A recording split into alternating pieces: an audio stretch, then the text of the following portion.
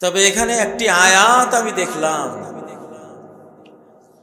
ইন্নাল্লাযীনা ইত্তাখাযুল ইজলা সায়ানালুহুম গাদাবুম মির রাব্বিহিম ওয়া যিল্লাতুন ফিল হায়াতিদ দুনিয়া। যারা কোন বিদআত করে, কোন কুসংস্কার লালন করে, যারা ইসলামকে নিজের স্বার্থে বিক্রি করে, কোরআন এবং সুন্নাহকে নিজের জগৎ সম্পদ কামাইয়ের উপকরণ বানায়, তাদের জন্য অপমান লেখা থাকে। বনি ইসরাইলের যারা গরুর বাছুর মাবুদ রূপে নিয়েছিল, তাদের ব্যাপারে এই ধর্ম বিচ্যুতির কারণে আল্লাহ বলেছেন, সায়ানালুহুম গাদাবুন মির রাব্বিহিম ওয়া যিল্লাতুন ফিল হায়াতিদ দুনিয়া। আল্লাহর পক্ষ থেকে তাদের উপর গজব পড়বে এবং এই পার্থিব জীবনে জিল্লত, অপমান, অসম্মান তাদের উপরে নাজিল হবে। এই তিস্তা সেটা ঘটেছে। তিস্তা সেটা যারা আমার 1984 সালে ছিলেন, 88 পর্যন্ত ছিলেন, ওই সময়ের যারা মানুষ তারা জানবেন কেন বললাম, ঠিক কিনা?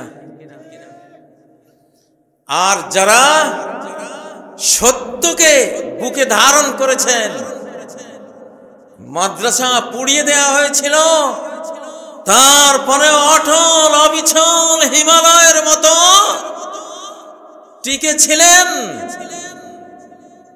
চতুর্দিকে অপমান বিদ্রুপ বাণে জর্জরিত হয়েও সত্যকে যারা নিজের কোলে জড়িয়ে ধরেছিলেন, আজকে গোটা উত্তরবঙ্গ তাদের হাতে, ঠিক নয় কি? তিস্তা, মুস্তাক আহমদ সিনিয়র মাদ্রাসার কত ইতিহাস আমার মুরব্বীরা জানেন। এই মিজানুর রহমান এখন আমারই ছাত্র, সেই মাদ্রাসার প্রিন্সিপাল, আলহামদুলিল্লাহ। অথচ সেই মাদ্রাসা থেকে একের পরে এক কত ষড়যন্ত্রের মুখোমুখি হয়ে শেষ পর্যন্ত ত্যক্ত বিরক্ত হয়ে আল্লাহ ডাক দিয়েছেন যে বান্দা, এখানকার মিশন এখন শেষ, এখন চলে আসো। আমি ঢাকায় চলে গিয়েছিলাম, কিন্তু আল্লাহর তো মনে আছে আমি কার জন্য আমার জীবনের প্রথম, আমার বয়স যখন 18 বছর, আমি কি আবেগ, কি ইমোশন, কি মায়া, কি স্নেহ, কি মমতায় এই ছাত্রগুলির, এই যে যাদেরকে আপনারা দেখতে পাচ্ছেন, এরা সবাই আমার ছাত্র। একদিন হয়তো তারা স্মৃতিচারণ করবে।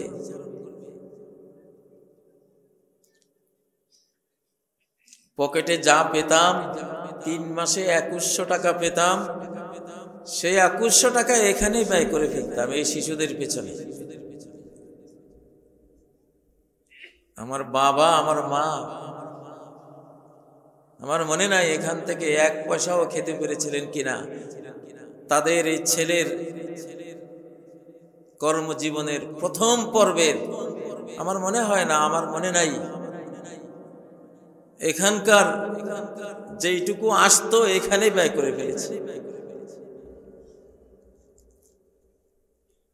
এটা সেই জায়গা। তারপরে মুজিবুর রহমান যখন পাশ করলো ওখানে জামিয়া কাসিমিয়ায়, ওকে বললাম তোমাকে তো আমার উত্তরবঙ্গের ওই প্রতিষ্ঠানে যেতে হবে। সে বলল, আমি তো স্বপ্নে দেখেছি হযরত ওমর আমাকে বলছেন তোমাকে উত্তরবঙ্গের গভর্নর করে পাঠানো হবে। ঠিক নয় কি মুজিব? ওর মনে আছে। কত সালের কথা? 2000 সালের কথা, যখন সে আসে।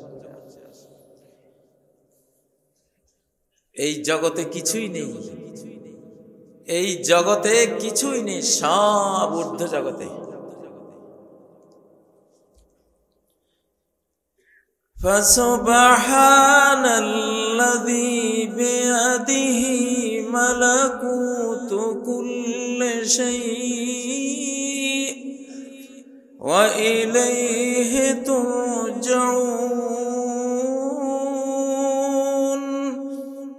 সমস্ত পবিত্রতা সেই আল্লাহর, সমস্ত বস্তু নিছয়ের গোপন নিয়ন্ত্রণ, অদৃশ্য পরিচালনা, মালাকুত, আনসিন কন্ট্রোল, যেটা দেখা যায় না, কেউ দেখে না, অথচ সেই অদৃশ্য গায়বী জগৎ থেকেই নিয়ন্ত্রিত হচ্ছে প্রতিটি ধূলিকণা, প্রতিটি অণু, প্রতিটি পরমাণু।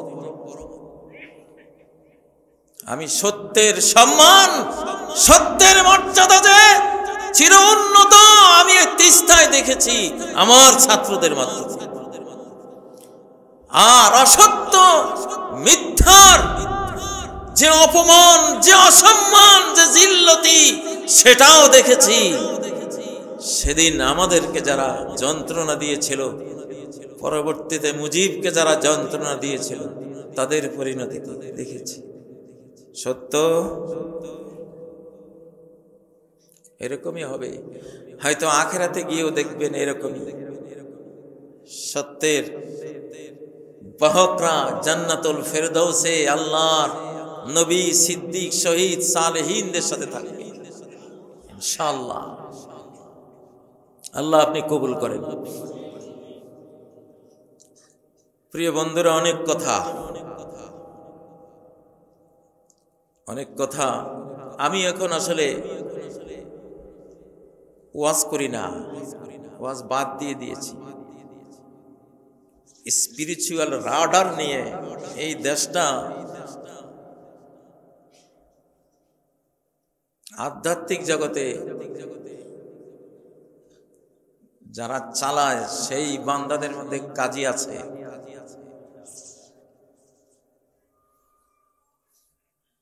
আমরা জানি কোত্থেকে কি হয়। ফিজিক্যালি আমাদের উপদেষ্টারা চালান,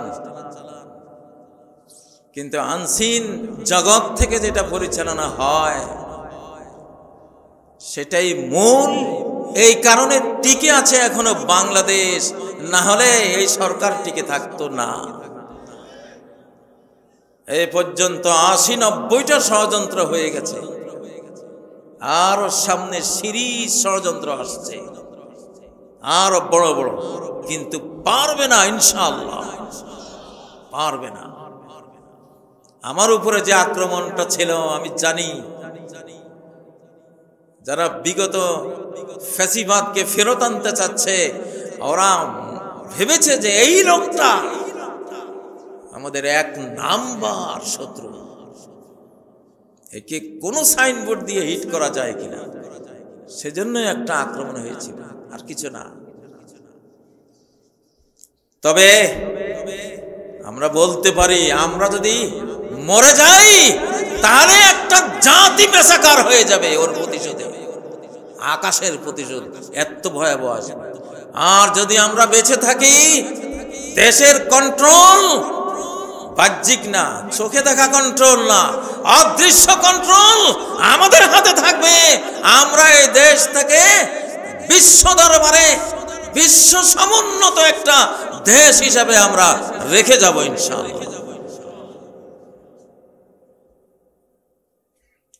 প্রিয় বন্ধুরা,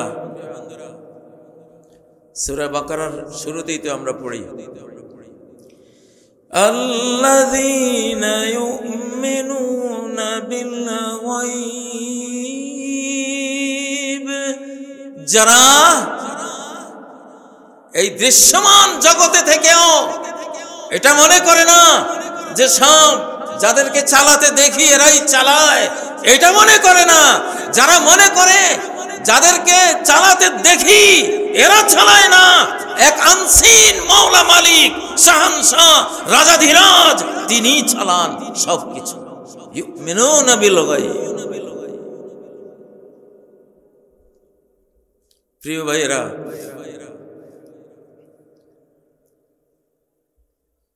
এখন